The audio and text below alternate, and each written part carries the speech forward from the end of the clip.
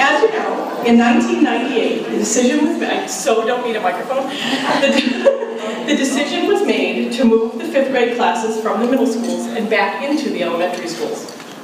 Well, in order to do so, someone was going to have to move out so the 5th graders could move back in. The town of Walpole made the wise decision to purchase the Christian Life Center on Elm Street. At the time, it consisted of 2 separate buildings. It was decided by the powers that be that the front building would be converted to house the town's kindergarten population, while the back building would continue as the home of the preschool. After completing the extensive renovations, the newly named Elm Street School prepared to open in the fall of 1999. But first, someone was going to have to be in charge. An exhaustive search ensued, and we recently uncovered the classified ad for the position of Elm Street School Principal, and we thought it would be fitting to share that job description with you this evening.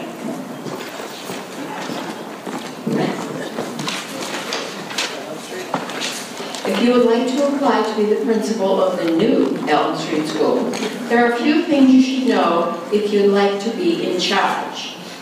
That principal in charge should probably be somewhat religious, because most of her job will take place in a church, on an altar, in front of pews.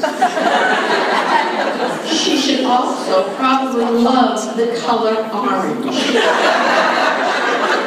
because everything, and we mean everything, is going to be orange, with orange shag carpeting and orange pews.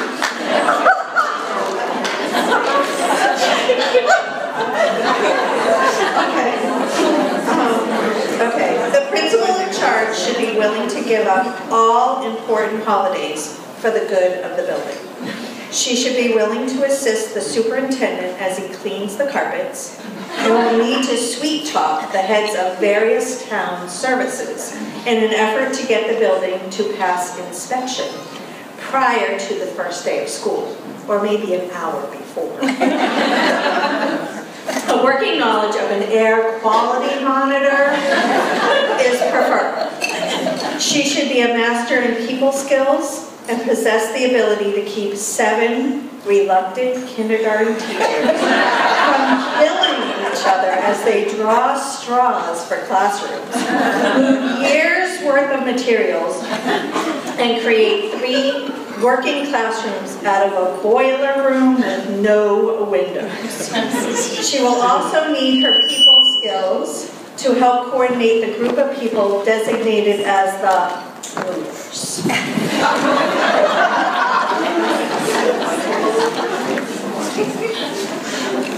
So the principal in charge should be able to link the observation of construction equipment to the Massachusetts curriculum framework,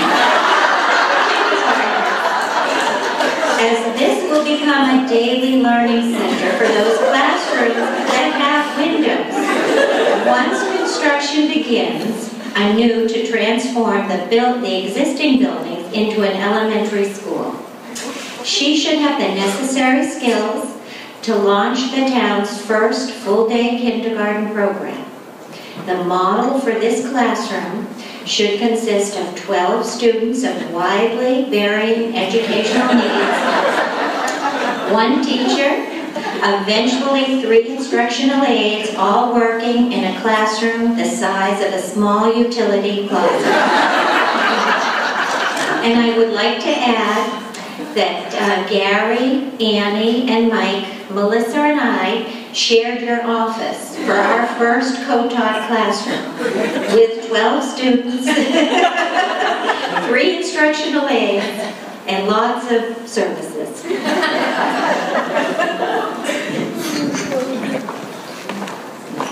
The principal in charge should be a lover of nature, because she will need first-hand knowledge on how to interact with animals. Lots and lots of animals. Bees in the boiler room, ladybugs covering the windows, baby turtles hatching on the driveway, a bat's nest in the ceiling of her office, oh, and a cow.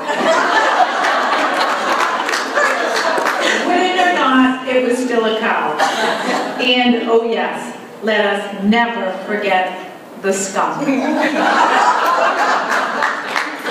Although technically Elm Street School didn't really have their own skunk. Only after an hour of searching the building for a rogue, most likely rabid. I remember this. Shall the principal in charge admit that she is providing the skunk odor?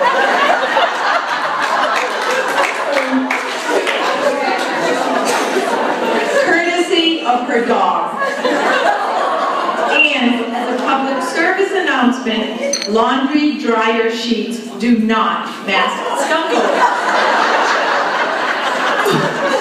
One should not attempt to infiltrate a superintendent's budget meeting with dryer sheets stuffed inside one's clothing. It's real.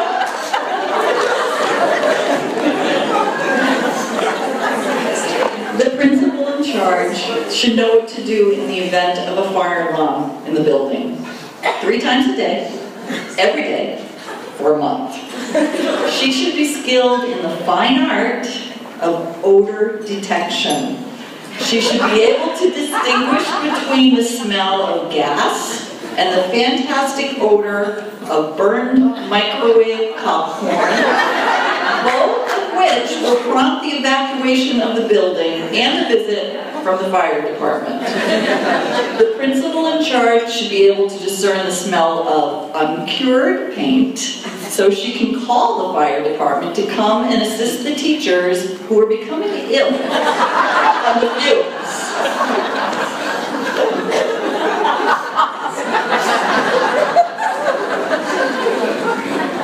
The principal in charge, she should also have the ability to recognize the smell of gas, and in turn, call the fire department. Oh wait, we said that one already. Really, the principal in charge should just put the fire department on speed dial, because they'll need to visit, often, really often. She should know how to react appropriately to unexpected emergencies.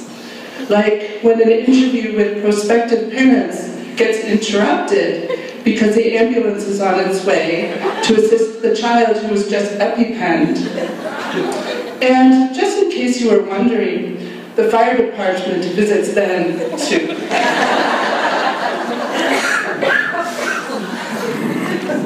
Hi, Mary, surprise. The principal in charge should know her staff well. For example, do they eat dinner right out of the cooking pots or use serving dishes? And I remember this. I don't have a memory, but I remember this conversation. Do they wash said dirty pots and dishes before retiring for the evening, or do they let them fester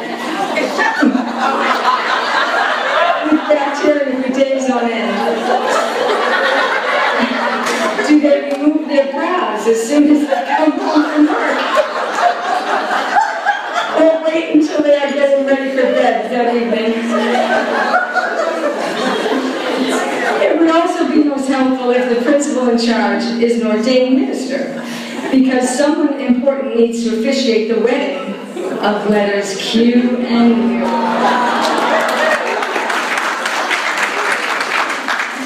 The principal in charge's familiarity with teaching I'm sorry, this sentence is getting trouble. The principal in charge's familiarity with teaching in a church becomes a definite plus here.